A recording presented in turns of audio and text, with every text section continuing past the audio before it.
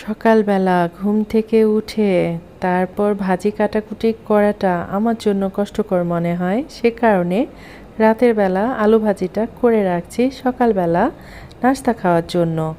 একটু তেল পেঁয়াজ কাঁচামরিচ বাড়িয়ে দিলে আলু ভাজিটা খেতে কিন্তু অনেক মজা হয়। তাছাড়া রুটি রুটি পরোটা ছাড়া আলু ভাজি ভাত দিয়ে খেতে মজা, পোলাও দিয়ে খেতেও কিন্তু অনেক মজা। প্রিয় ভাই বোন বন্ধুরা সবাইকে আসসালামু আলাইকুম এবং আদাব। সবাই কেমন আছেন? আশা করছি অনেক অনেক ভালো আছেন। আপনাদের দোয়া আর ভালোবাসায় আল্লাহর অশেষ রহমতে শুকর আলহামদুলিল্লাহ আমি ভালো আছি। তো এই তো সকালবেলা রুটি বানাই নিয়েছি, এখন ঝটপট ভেজে নিব। আর আপনাদের ভাইয়া চাটা করে খেয়ে নিয়েছে, আমার জন্য একটু লিকার রেখেছে, এটা আমি বানিয়ে নেব। তার আগে প্রিয় ভাই বোন বন্ধুরা যারা আমাকে শুনছেন বা দেখছেন সবার কাছে বিনীত অনুরোধ থাকবে অবশ্যই একটা লাইক করবেন। কেউ যদি আমার চ্যানেলে নতুন হয়ে থাকেন মানে যুক্ত হয়ে থাকেন তাহলে অবশ্যই কমিউনিটিতে লেটার রাখবেন। তবে ইদানিং খেয়াল করছি বন্ধু না করে অনেকে কমেন্ট করছেন নতুন বন্ধু হয়েছি, বিষয়টা দুঃখজনক। একটা সাবস্ক্রাইবার, এটা কি এমন হতে পারে যার জন্য মিথ্যে কথা বলা লাগবে? মিথ্যে বলা মহাপাপ। তো যাই হোক, ভিডিওর মাধ্যমে একটু জ্ঞান দান করে ফেললাম, তাই না? আর এদিকে দেখেন রুটিগুলা কি ধরনের ফুলকো ফুলকো হচ্ছে। গরম গরম রুটি আলুর ভাজি আর চা, এই ছিল আমাদের আজকের নাস্তা। তো আজকে দুপুরে কি রান্না করছি সেটা দেখার জন্য আমার সাথে থাকতে হবে।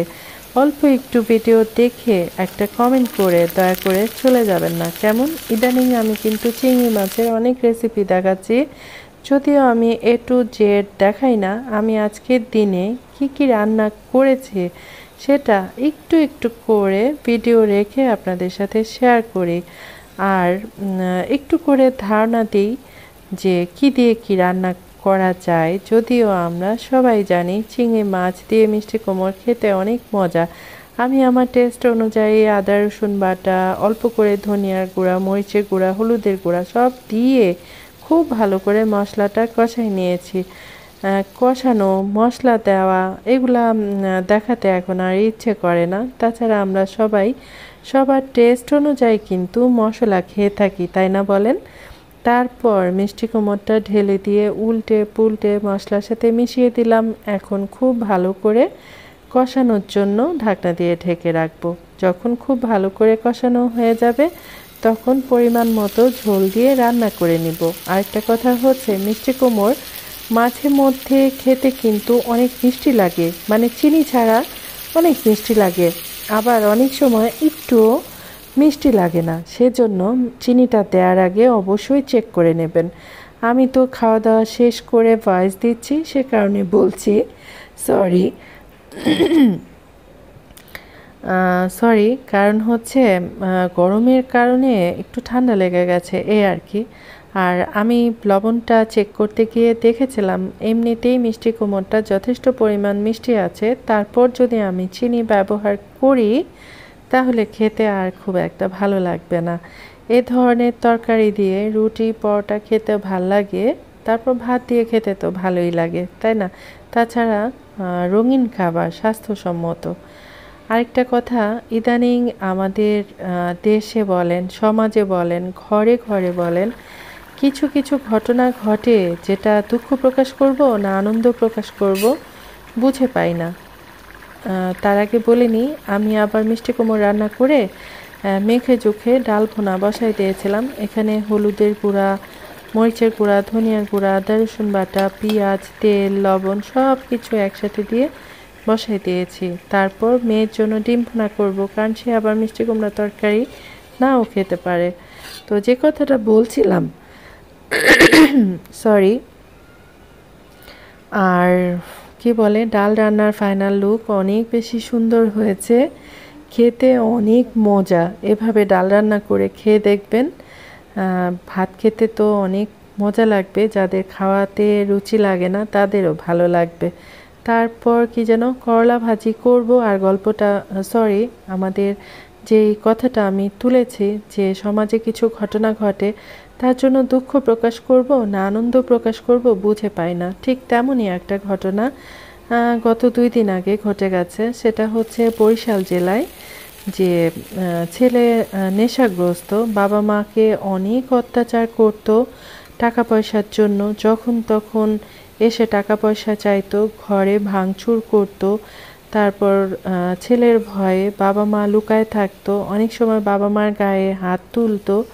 তো এরকম করতে করতে যেদিন ছেলেটা মারা গেছে সেদিনকার ঘটনাটা হচ্ছে হঠাৎ করে এসে বাবার কাছে বলছে যে আমাকে 5,000 টাকা দিতে হবে। তার আগে একটু বলে নিই, যেহেতু ভাজিতে একটু তেলের পরিমাণ বেশি পড়ে গেছিল, দেখেন আমি কিভাবে মাঝখান দিয়ে ফাঁকা করে রেখেছি, তেলগুলা কিন্তু সব জমে যাচ্ছে। তারপরে আমি তুলে আপনাদের সাথে সার্ভ করলাম।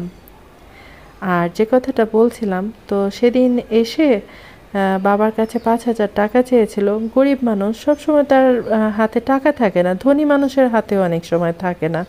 তো টাকা দিতে পারে নাই, সেজন্য ছেলেটা বাবাকে অনেক অত্যাচার করছিল। তারপর ওনার ছেলেটার মা তার হাজব্যান্ডকে বাঁচানোর জন্য এসে একটু ধরেছে।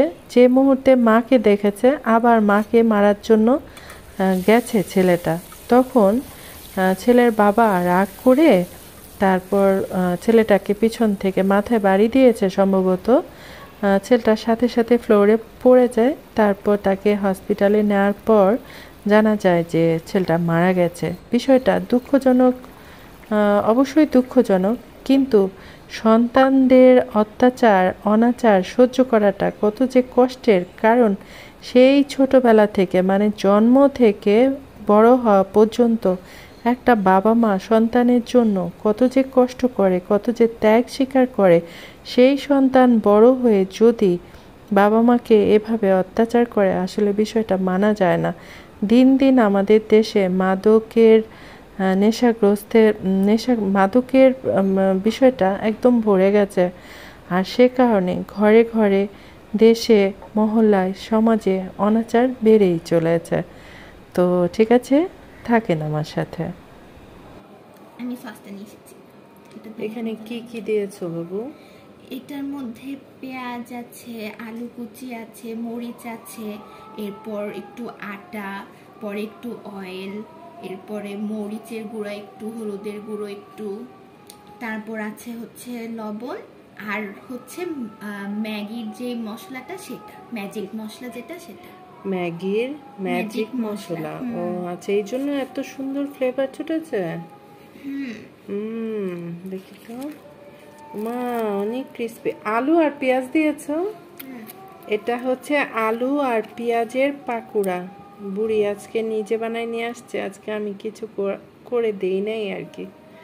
দেখি একটু কেমন হয়েছে।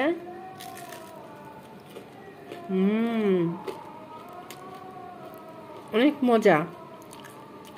বাইন্ডিংটা খুব ভালো হয়েছে, তেলের মধ্যে একটুও কোনো গুঁড়ো মানে পড়ে নেই, যে আসলে ভাজাভুজি পড়ে নেই। আরেকটা বিষয় হচ্ছে, রেডিমেড খাবার খেতে কিন্তু অনেক বেশি মজা লাগে। তো মা গরম তো ঠিক আছে, পাকুড়া খেতে খেতে আজকে বিদায় নিলাম। ভালো থাকেন, সুস্থ থাকেন। আল্লাহ হাফেজ, আসসালামু আলাইকুম।